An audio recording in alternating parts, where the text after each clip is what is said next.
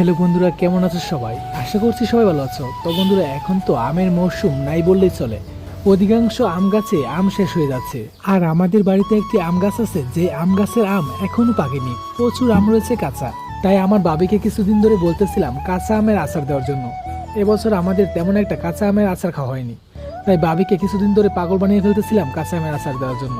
আর ইদানিং যেহেতু প্রচুর গরম, তাই কাঁচা আম খেতেও মন চাচ্ছিল। তাই দেখো বন্ধুরা, কতগুলো কাঁচা আম একসাথে পেরে নিলাম। ভাবি এই কাঁচা আমগুলো দিয়ে কাঁচা আমের আচার বানাবে এবং কিছু আম দিয়ে কাঁচা আমের ভর্তা বানাবে।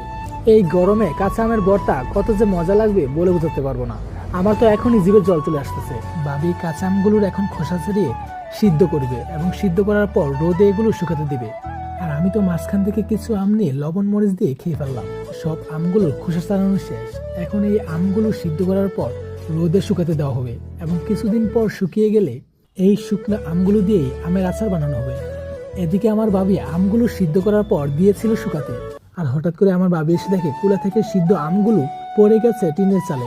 এমনটা কি করে হলো?